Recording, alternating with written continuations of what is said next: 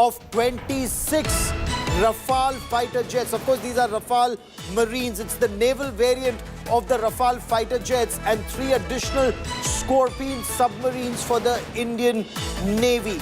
The procurement of the Rafale M and the Scorpion submarines is likely to be finalized by January 2025. That's the information that's coming in, and this would be a major boost for the Navy.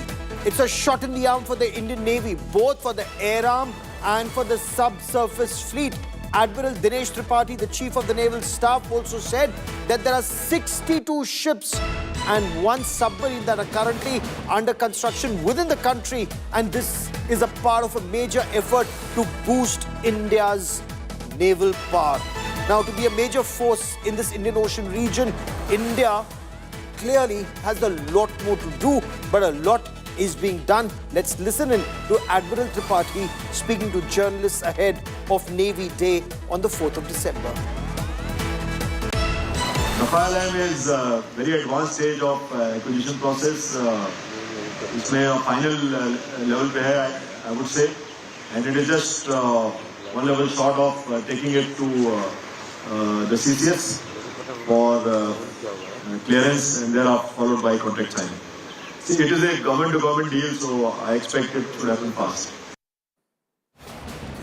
Joining me now on India First is my colleague Shiv Arur, and Shiv's been tracking developments on the story very closely and for quite some time. Shiv, the Indian Air Force procured 36 Rafales for the IAF. The Navy now looking to buy 26 more of these Rafale Marines. Is Rafale likely to be, or is it the top contender even for the 114 plus fighter jets that India seeks to for the Indian Air Force as part of its Make in India project? Gaurav, the Navy Chief's confirmation that the deal for 26 naval Rafales for the Indian Navy's aircraft carriers to be signed within the next 2 months is hugely significant, because he is the Navy Chief after all, and he knows that this deal is extremely important. The Indian Navy has for a very long time been searching for next generation advanced carrier-based fighters. The MiG-29Ks that had been procured many years ago, they do the job, but the Indian Navy needs more future-ready fleets for its aircraft carriers, and that's where the Rafales will actually come in. There's a larger debate going on over whether India should be importing so many fighters, but given the immediate requirement, the Indian Navy didn't really have very much elbow room. It's a very, very big deal. It's a huge win for France, because remember, after the first deal for 36 Rafales with the Indian Air Force came politics over a so-called Rafale scam that the Congress had propagated in a very big way during the 2019 election campaign. That pretty much fell flat, but there had been some anxiety for the Indian Navy, the Indian Air Force, and for France, that maybe Rafale would be untouchable in India, very much like the Bofors became after the Bofors scam, except that in this particular case there was no apparent scam to speak of, certainly no evidence of any wrongdoing, and for the government to now pursue a second deal with Dassault to supply Rafale fighters, which was at the centerpiece of a big political slugfest, sends out a very big political message as well, I think, that the Modi government has decided it will prioritize the requirements of the armed forces and will, let the bygones of political controversies simply wash away. So the Indian Navy is going to be extremely happy that things are moving forward so swiftly, very unlike the way defense procurement works in this country. And in that wake of the Bofors scam in the 1987 and the years later, modernization of Indian artillery was adversely impacted. We saw it during the Kargil War of 1999. At least the same, hopefully, will not happen either to the Indian Air Force or the Indian Navy, that modernization drive not getting impacted. But 3 additional Scorpions for the subsurface fleet for the Indian Navy, for sea denial capability, especially with these expansionist forces, Shiv, lurking in our waters. The submarine deal clearly better late than never. In my view, the Navy chief confirming that a deal for 3 additional India-built Scorpion submarines is of even greater significance, Gaurav, because as you know, we've reported this consistently, the Indian Navy's submarine force levels have been a matter of concern for a very long time. This decade is referred to by some experts as the lost decade because of the fraction of the number of submarines being inducted into service compared to the number that actually should be inducted at this point of time. The number of submarines in the Indian Navy at this point is a bare, embarrassing fraction of the numbers we should have in order to execute submarine operations in the Bay of Bengal, in the Indian Ocean, in the Arabian Sea, in other parts of the world. It's very, very difficult, and we're talking about conventional submarines here. The Indian Navy chief also talked about the nuclear-powered attack submarine program, which we'd broken first here on India today. He talked about a 2035, 2036 time frame for delivery, but the immediate clearance that's coming up in the next 2 months for 3 additional Scorpion submarines is very good, because it stands to reason 6 Scorpion submarines have completed construction. That production line would have gone to waste if a decision hadn't been taken quickly, and clearly the government saw sense in using that production line to churn out at least 2 or 3 more submarines. 3 is the number that has been confirmed, and therefore the Indian Navy gets to at least breathe a sigh of relief that a submarine production line that had been put together at great cost and effort is not going to simply evaporate like the last time it happened with the Germans. So some good news for the submarine arm, and very, very welcome considering the huge demand that is going to be placed on them for operations going forward. Shiv, keep tracking that story. I will come back to you for more. Modernization is very important, because the stronger you are, lesser are the chances of any expansionist force or terrorist forces in India's neighborhood messing around with you.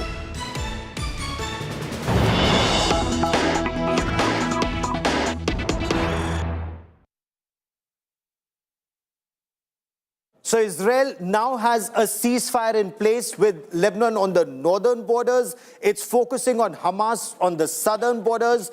And of course, there's conversation about what next for Iran, as the stage is now set for Donald Trump to be in White House from the 20th of January 2025. At the same time, India-Israel relationship, that's also set to be taken to the next level. And with me here in India today is Neer Barkat, the Minister for Economy and Industries. Minister, welcome on India Today. Shalom, Gaurav. Shalom. What brings you to India? How are India-Israel relationship being taken forward now? Well, I was invited by Piyush, the Minister of Economy, to be part of a conference that started today. And it's my second trip here to promote doing more business between Israel and India. And I'm very optimistic. I think what India is going through, the growth, the scale, and Israel with its innovation, there's lots of room for really strong win-win relationships. A win-win relationship between India and Israel. We've seen it in the field of security, but defense, security, technology, armament, you're now taking it to a different level and beyond this, whether it's cyber security, that's one area where you have brought about a lot of change, not just as the former mayor of Jerusalem, but that's your area of expertise. Well, Gaurav, if you look at where we excel in Israel, it has a lot to do with tech. Agro-tech, food tech, desert tech, health tech, security, classic high tech, of course, business to business, business to consumer.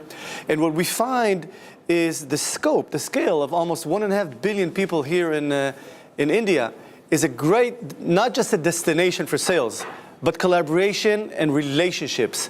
Israelis are good. We're very tiny. We're less than 10 million people. And we rely on local partnerships to create more win-win, to guide our companies how to do business here. And even way and beyond, what I found this trip is that the Indian companies are not just looking at India. They've become really strong globally. So it makes that collaboration even way over and beyond much, much more attractive.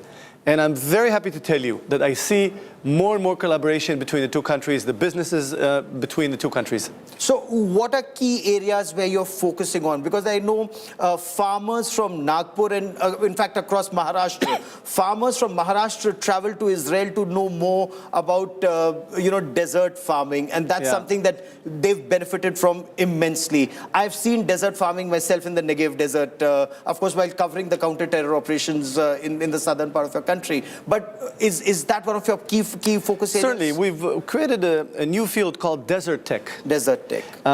Technologies improve quality of life in deserts. How to create more productive food, shortage of water. How do you manage water, create water, distill water, and energy, and quality of life. How do you live in a desert? These are actually, because our southern part of our country, in the Negev, is one of the most advanced deserts in the world. Yes. Lots of innovation in that field. So I know that the Indian government is really interested in this, plus agriculture and security. I think that after this round of violence in our region, after this war, everyone's saying, hey, what does Israel have? We want it. Yeah. And we share that with our friends. And India is certainly one of the friends we share. Better security, better technology.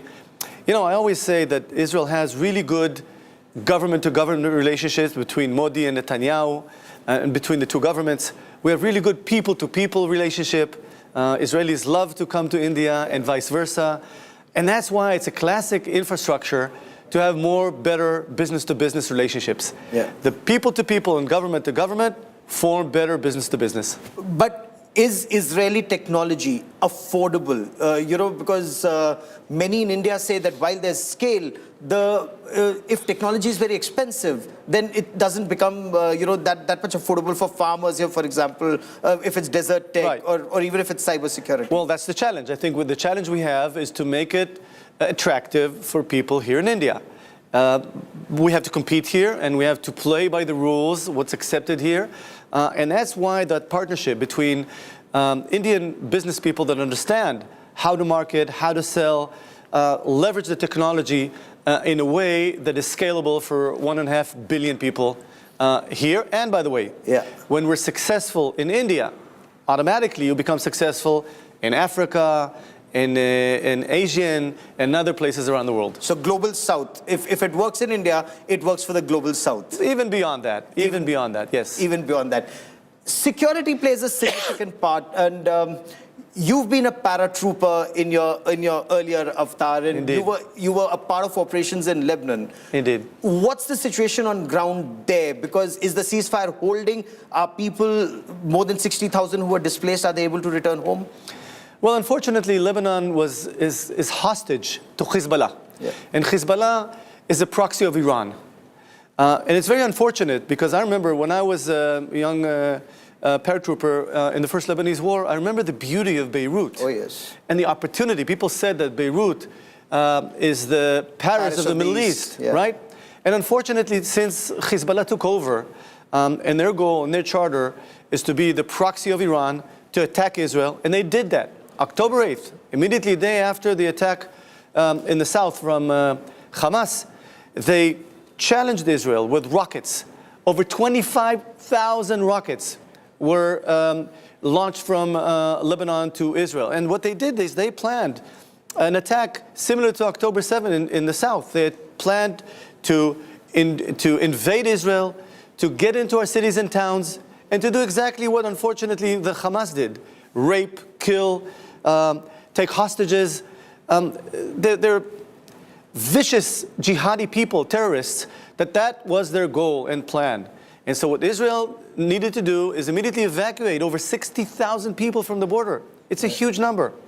They're still away from their homes.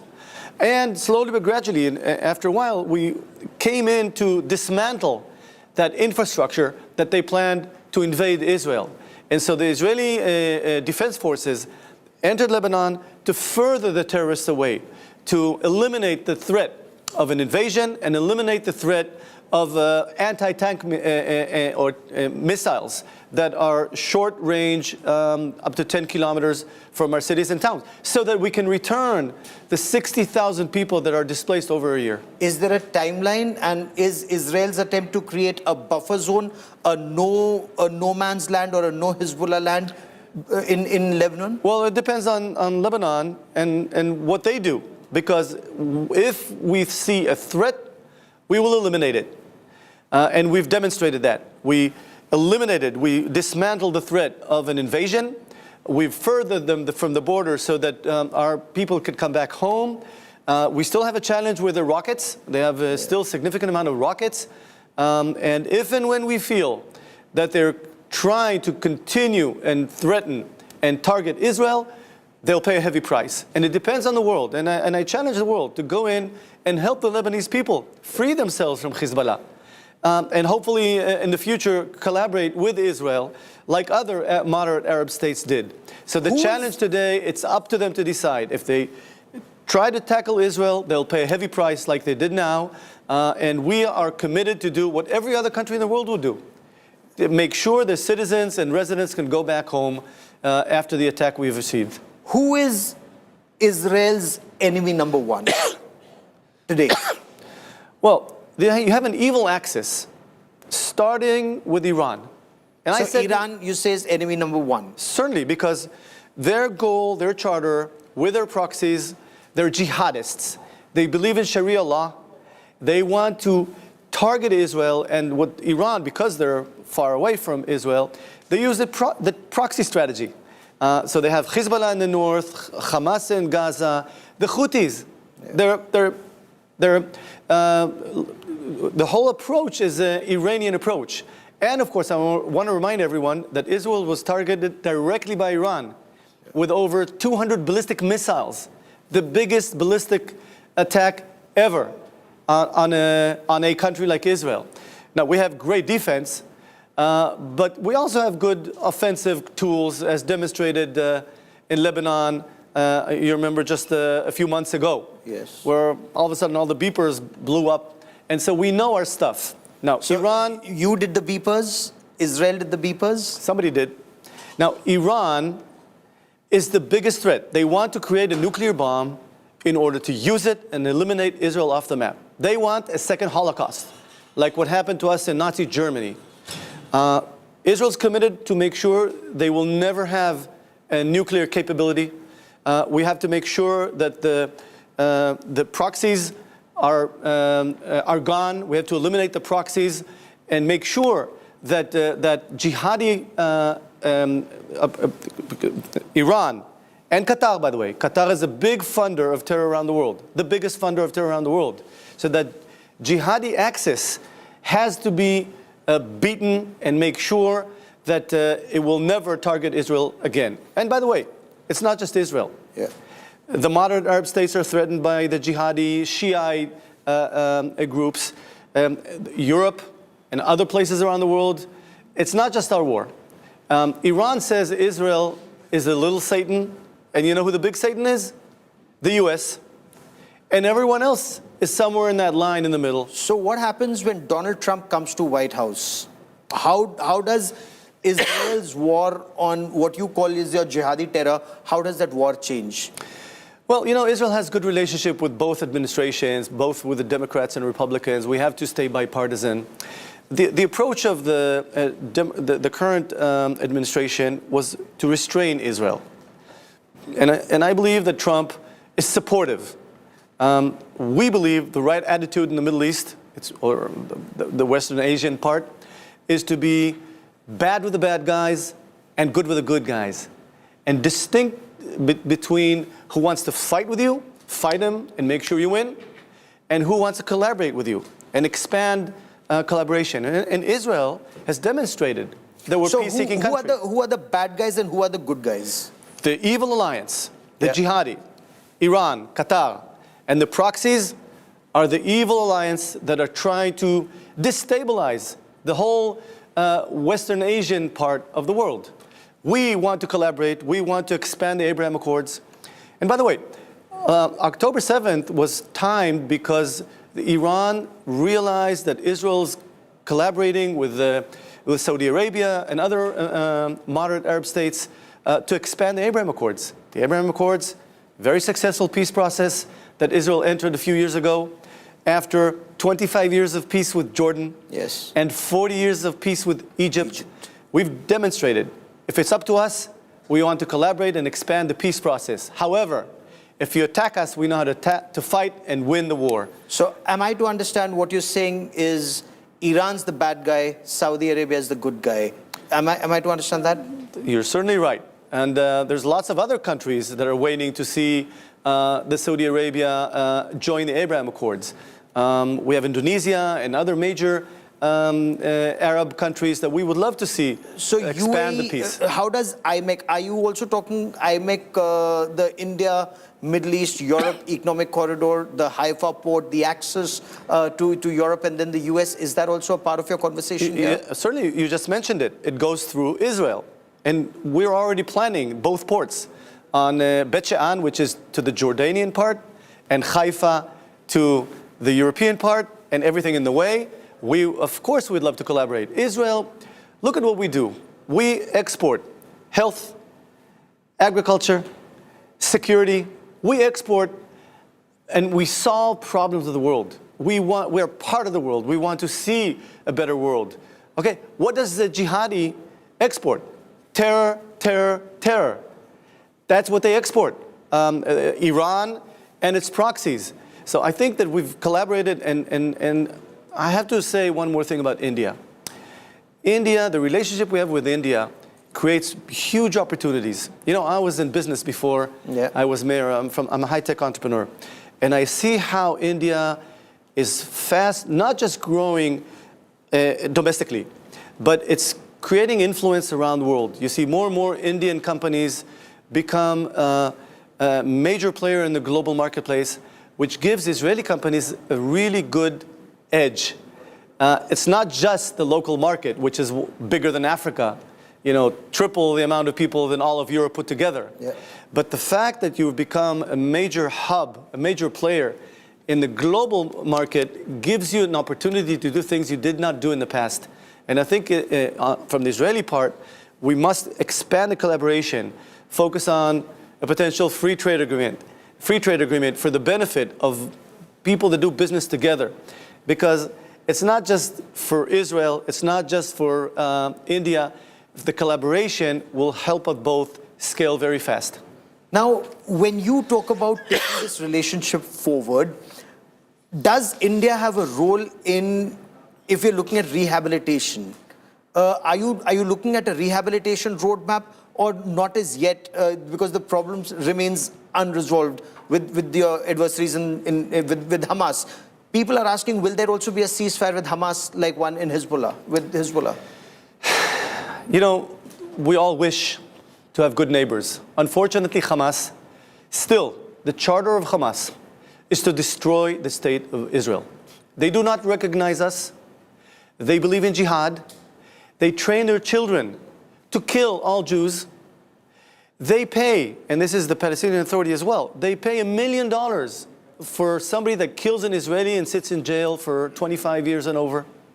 So they have to de-radicalize their education system. They have to recognize the state of Israel for us to do any kind of business with them. Otherwise, if you try to rehabilitate Hamas, you know what they're going to do with the money? They're going to build more tunnels. We would like to see them build Dubai. And so if we have to decide what we want our neighbors to look like, Gaza, or Dubai, we would like to see Dubai. But Dubai has a peace agreement with Israel, and we collaborate with them, and they de-radicalize their education system.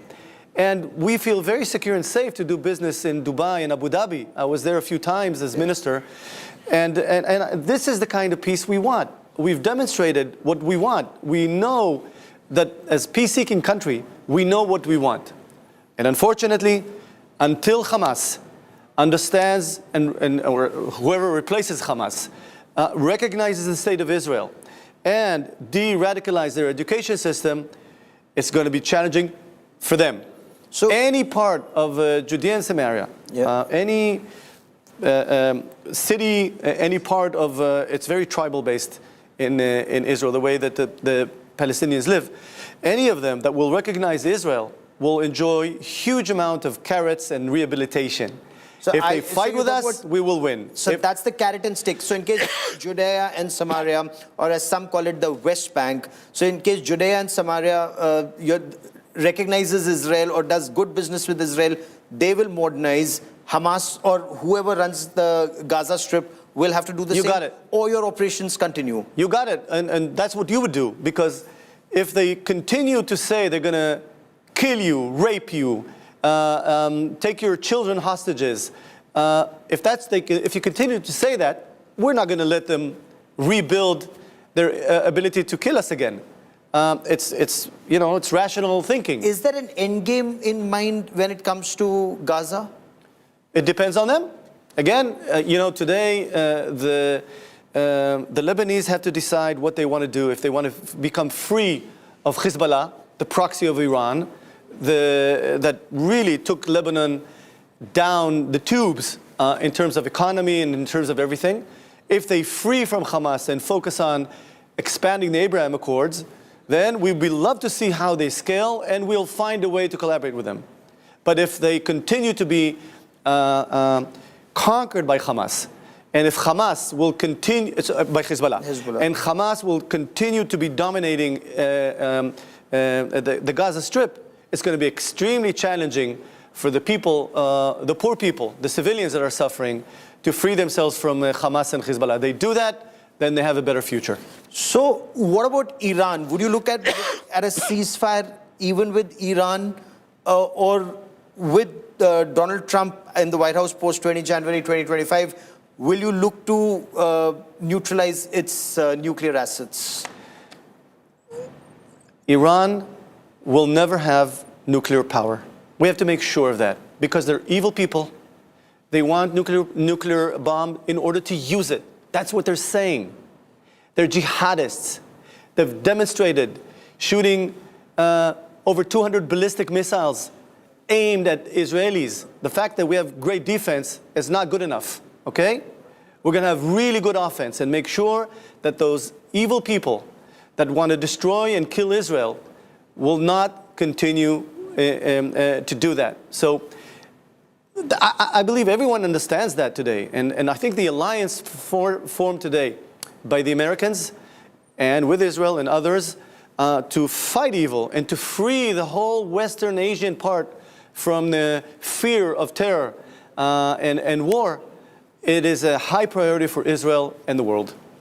Sir, for joining me here on India Today, many thanks, and I wish you all the best. Thank you very much. In your meeting with the minister here and in the trade negotiations between India and Israel. Thank you very much. For the benefit of both of us. Absolutely. Thank you very much. Thank you.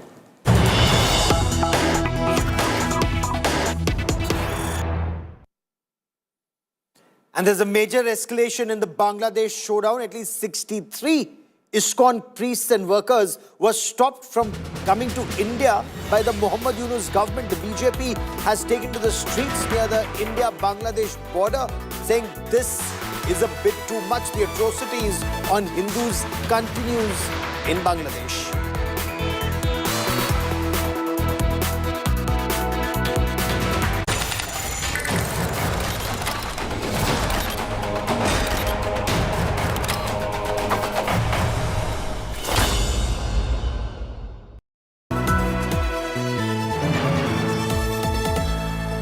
Motorola Razr 50 Ultra comes with Google Gemini.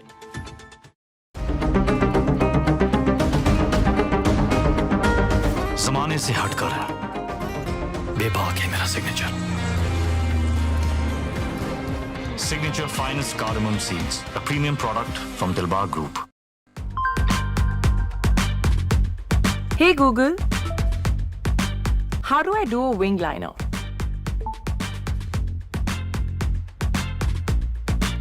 AI Re.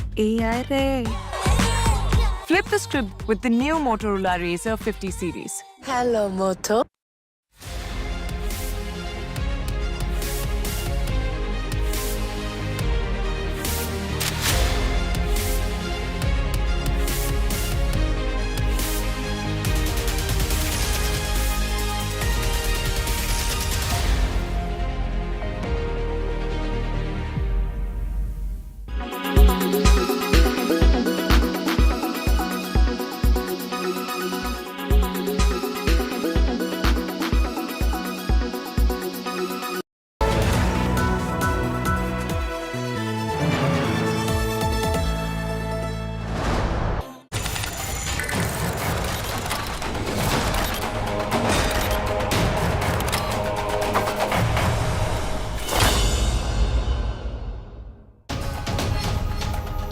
Welcome back. The situation continues to be extremely grim in Bangladesh. The atrocities against Hindus continues. In the latest 63, at least 63 ISKCON priests, monks and workers were prevented from coming to India. This despite the fact that they had their passport, their valid visas, all travel documents, but the immigration authorities stopped them in Bangladesh. Why?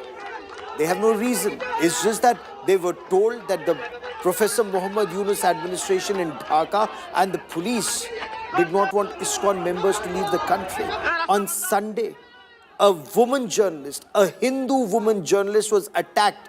She was being accused of being an Indian stooge, and the attack was by a mob of radical Islamists, and it's this mob of radical Islamists that's ruling the streets across Bangladesh.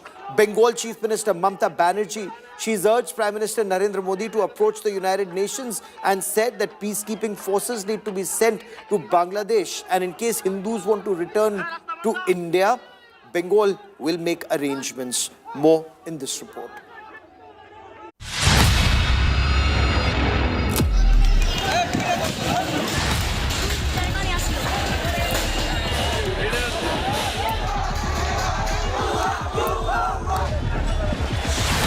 Bangladeshi Hindus face persecution under the Muhammad Yunus government. Days after Hindu priest Chinmoy Das was arrested, 63 Bangladeshi ISKCON monks were not allowed to cross to India despite possessing valid documents. The police had last week arrested 2 ISKCON priests who had visited Chinmoy Das in prison to hand over food and medicines. The police claimed that the 2 priests were arrested on November 29 in connection with some pending cases in which there was the specs. अभी तक बांग्लादेश में 4 ब्रह्मचारियों को गिरफ्तार किया गया है। 2 दिन पहले जब चिन्मय कृष्णा प्रभु को दवा और प्रसाद लेके 2 ब्रह्मचारी गए थे, तो वो जब वापस आ रहे थे उनको पुलिस ने गिरफ्तार कर लिया और चिन्मय कृष्ण दास के जो सेक्रेटरी हैं उनको भी गिरफ्तार कर लिया गया है। और हमारे एक ISKCON सेंटर में भी एक कल तोड़फोड़ हुई। A Hindu journalist was also attacked in capital Dhaka. The mob that targeted journalist Munni Shah accused her of being a raw agent.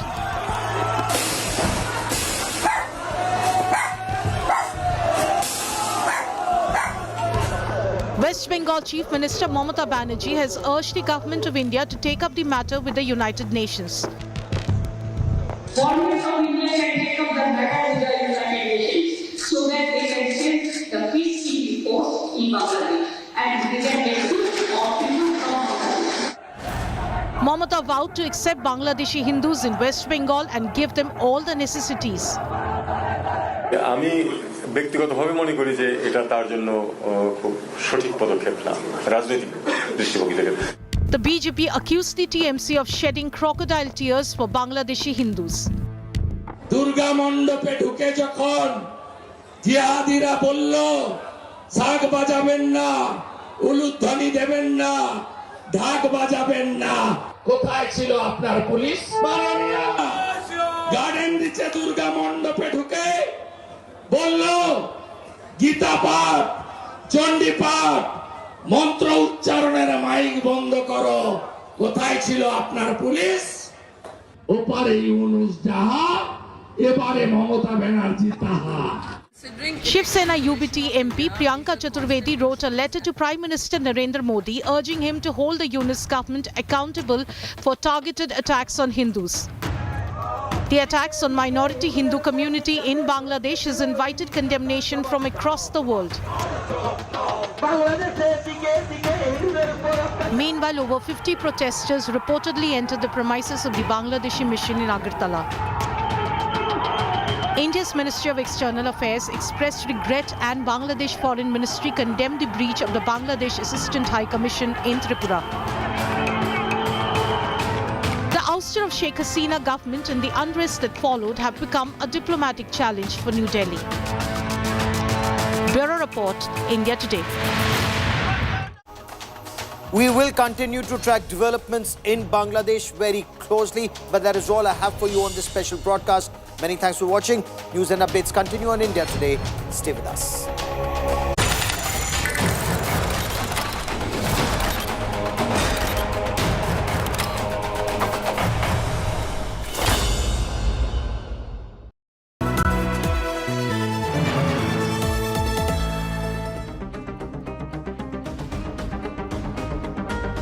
जमाने से हटकर बेबाक है मेरा signature. Signature Finest Cardamom Seeds, a premium product from Dilbar Group.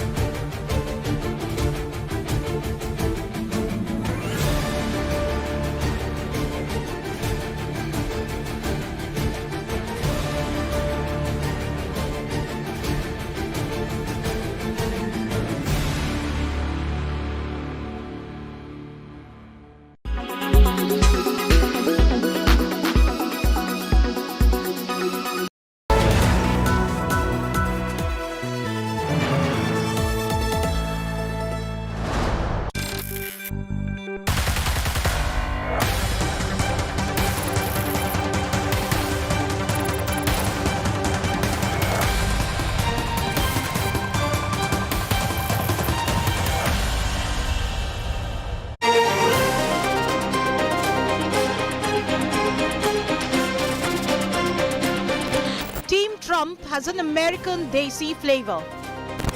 From incoming FBI chief Kash Patel to Vice President-elect Vance's family.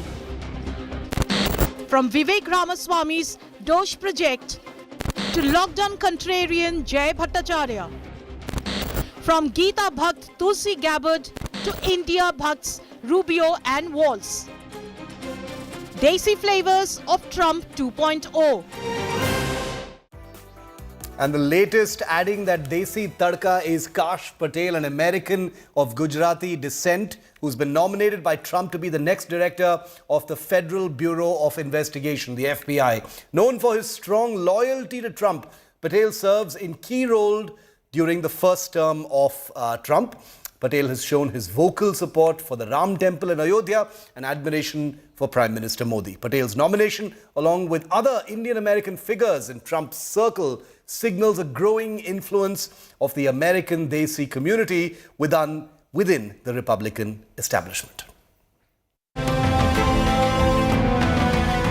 Here's another American Desi in Trump 2.0 Sarkar. Donald Trump has nominated his loyalist Kash Patel to be the next director of the Federal Bureau of Investigation. Kashyap Pramod Vinod Patel, commonly known as Kash, was born in the city of New York, a child of immigrant parents originally from Gujarat. Patel served in key roles during Trump's first term, including overseeing the counterterrorism division of the National Security Council and later serving as Chief of Staff at the Department of Defense. Patel has also been vocal about his backing of the Ram Temple in Ayodhya, arguing that its historical significance is overlooked by Western narratives. In February, he said, "Whether or not you are Hindu or Muslim, there was a Hindu temple there for one of the quintessential gods in the Hindu pantheon in 1500 that was toppled, and they have been trying to get it back for 500 years. Washington establishments conveniently forgot this part of history." What the deep state uses the most to cover up their corruption is an illegal application of the classification system.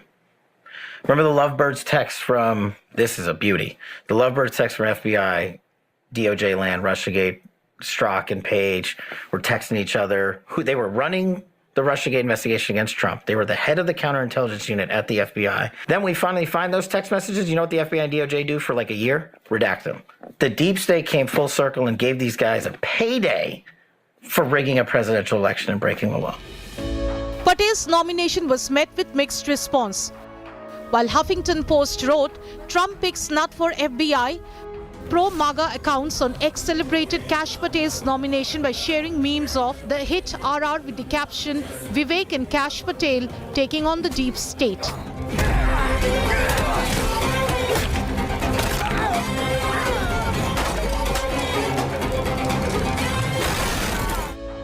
Patel's vocal admiration for Prime Minister Modi and his vision for US-India relations reflect a unique culture cross-pollination. Reports say that when Trump came to India for a mega event in Ahmedabad, it was Kash Patel who peppered his speech with references on Sachin Tendulkar, DDLJ and Swami Vivekananda. As the great religious teacher Swami Vivekananda once said, the moment I stand in reverence before every human being and see God in him, that moment I am free. But Kash Patel isn't the only ABCD or American-born confident they see in Team Trump. Tulsi Gabbard is Trump's Hindu pick for Director of National Intelligence. Although Tulsi Gabbard has no direct ties to India, her deep connection to Hinduism, particularly the teachings of Hare Krishna philosophy, has been a defining part of her identity. She's always been open about her faith, often seen chanting bhajans and prayers. Hare Krishna, Hare Krishna, Krishna Krishna, Hare Hare. She carried a Bhagavad Gita with her during her deployment in Iraq and swore her oath of office in 2016 with a hand on the sacred text. Alongside SpaceX CEO Elon Musk, Trump selected loyalist and former presidential candidate Vivek Ramaswamy to lead his new Department of Government Efficiency. When asked about his religious beliefs, Ramaswamy proudly declared that he is a Hindu. Tell you my faith, I'm Hindu. I believe there's one true God. I believe God put each of us here for a purpose, that we're God's instruments. He works through us in different ways, but we are still equal because God resides in each of us. That's the core of my faith. That when you get married, you get married before God, and you make an oath to God and you make an oath to your family, that the good things in life involve a sacrifice, that there's more to life than the aimless passage of time. We're here for a purpose, and we pursue that purpose. In addition to them, Trump has also been nominated Indian origin Dr. Jay Bhattacharya as the director of the National Institutes of Health. While Bhattacharya has ties to Kolkata, he has not made a clear statement about his faith. Trump's White House will also see Usha Chilkuri Vance, an Indian-American Hindu, as a second lady married to the incoming Vice President J.D. Vance. Bureau Report, India Today. We have to tell you a little bit more about Lieutenant Colonel Tulsi Gabbard. We say Lieutenant, the Americans say Lieutenant, a 21-year military veteran and the first Hindu woman in US Congress. She's been nominated as Director of National Intelligence in Donald Trump's incoming administration. Many people think she's of Indian origin. She isn't. She's Samoan, but she belongs to the Hindu faith. Known for her firm stance on combating terrorism and her deep ties to Hindu spiritual culture, Gabbard's leadership could reshape US-India relations.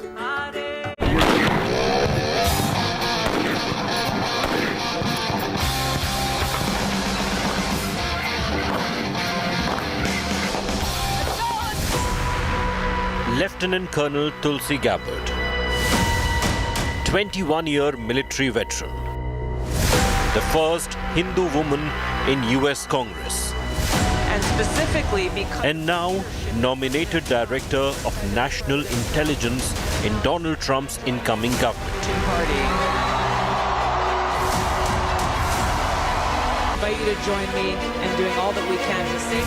Known for her strong stance on terror, criticism of Pakistan's support for terror, and her deep connection to Hindu culture, Gabbard's leadership could herald a new chapter in the US-India relationship. Take this obligation freely.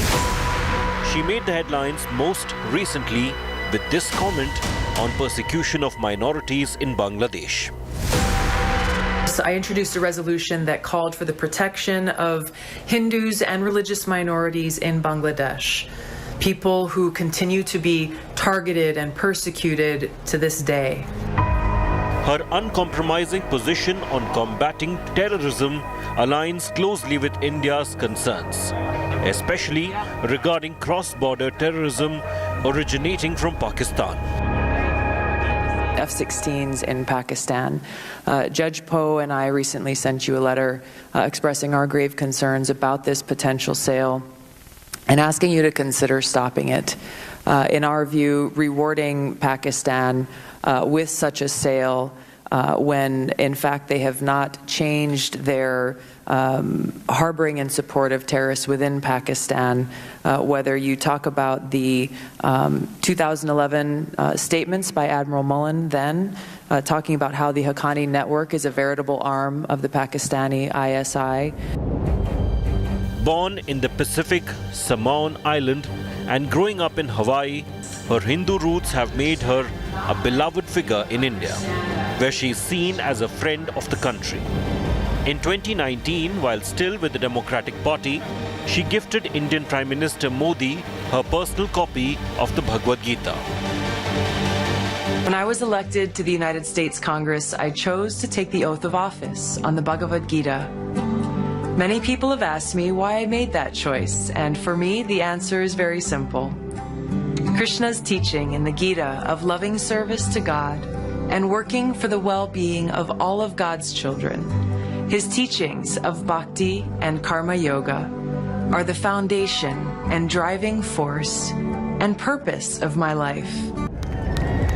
During her time in Congress, Gabbard supported numerous initiatives to bolster US-India relations. Recognizing India as a key ally in maintaining stability in the Indo-Pacific region. As the Director of National Intelligence, Gabbard will likely continue to emphasize the importance of the US-India partnership in countering the influence of China and addressing regional security challenges. This could mean more intelligence collaboration, joint operations, and a shared focus on countering cyber threats and surveillance activities by adversarial nations. The opportunity there for mutual prosperity and security is something that I know both of these countries' leaders are very committed to.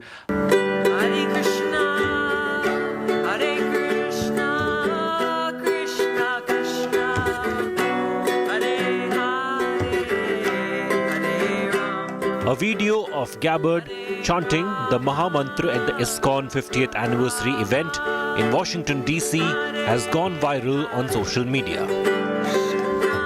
emphasizing her sense of spirituality and identity.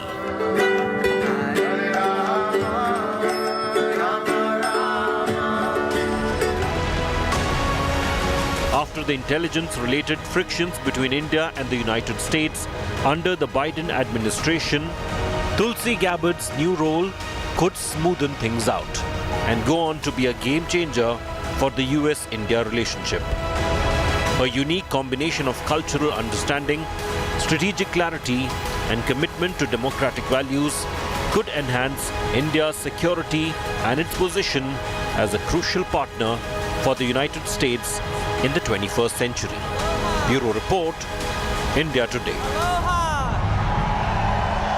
And Donald Trump has made it clear that he values loyalty above all else. But here come two very contentious appointments. In a surprising twist, President-elect Donald Trump is set to appoint two men with strong family ties to his daughters. The fathers-in-law of Ivanka Trump and Tiffany Trump, both daughters of Donald Trump, have been given very, very important diplomatic assignments in the incoming Trump Sarkar. Take a look.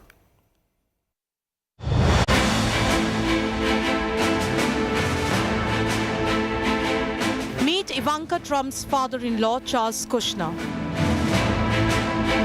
And now meet Tiffany Trump's father-in-law, Masad Bolos. Say hello to President-elect Donald Trump's two newest appointees. Two men whose sons are married to Trump's daughter, family connections, who will soon officially be part of Team Trump. What's clear here is a pattern of loyalty over expertise. Donald Trump's tendency to prioritize personal loyalty and familial connections in political appointments, a hallmark of his leadership style. Appointment Ivanka Trump's father-in-law as ambassador to France and Tiffany Trump's father-in-law as a Middle East advisor is in line with Trump's broader strategy in consolidating influence within a trusted inner circle. Bolos, a Lebanese-American billionaire, played a key role in the Trump's campaign outreach to Arab American and Muslim American communities, personally representing Trump in meetings and rallies in key states. Trump's appointment of his eldest daughter Ivanka's father-in-law is a little more contentious. Kushner, a wealthy real estate developer and philanthropist, is best known for his business acumen and a high-profile legal scandal that resulted in his conviction and imprisonment for tax evasion, witness tampering, and illegal campaign contributions, a conviction for which Trump granted him a pardon in 2020. Nepotism aside, there is no doubt these controversial appointments will likely energize Trump's base, which admires his outsider approach and disdain for bureaucratic norms. It could raise questions about their impact on U.S. diplomacy, governance, and public trust in institutions. Bureau Report, India Today. And even if not all the appointments are people who are American desis, and that's just a joke, there are many who are very vehemently pro-India faces. Let me show you just some of them. The two biggest are the Secretary of State and the National Security Advisor. Mike Waltz has been appointed the National Security Advisor in the new Trump administration. He's currently co-chair of the India Caucus. He's called the US-India partnership the strategic relationship of the 21st century just a couple of weeks ago. He facilitated Modi's address to the joint session of the US Congress in June last year. He has consistently condemned attacks on Indian consulates and much more. The second person I'm talking about is Marco Rubio, once a presidential candidate, now set to be Secretary of State in Trump 2.0. He's currently the senator from Florida. He introduced the US-India Defense Cooperation Act in July 2024. It's currently undergoing confirmation in US Congress. He has a hard stance on China, advocates very strong ties with India, has long advocated NATO-level relations with India. So two very friendly faces for India in the new Trump 2.0 Sarkar.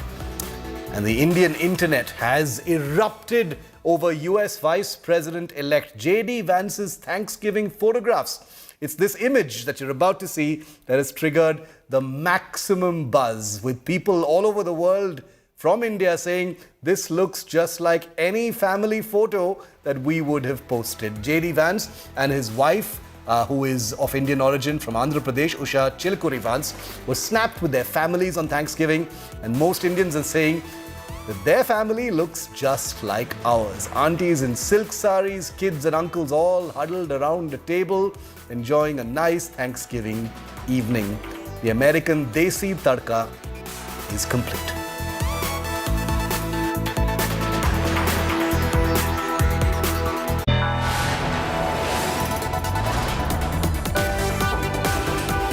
You are watching India Today.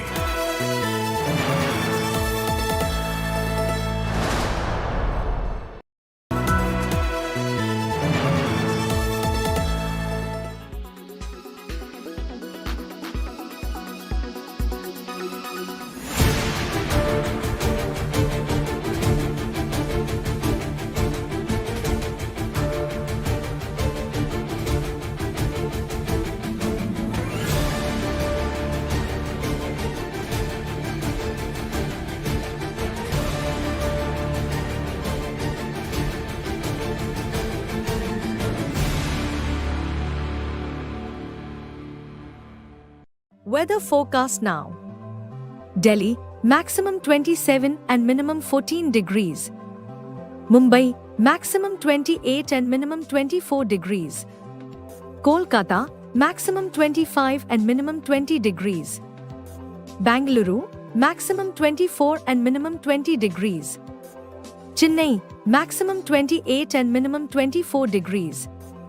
Hyderabad, maximum 28 and minimum 21 degrees.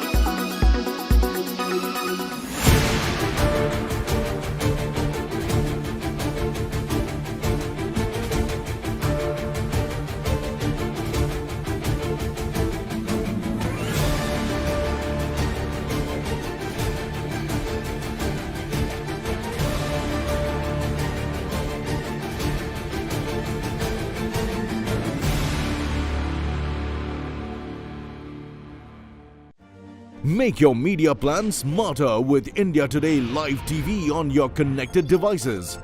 Amplify your brand with 100 million smart internet viewers. To advertise, mail us at sales@aajtak.com.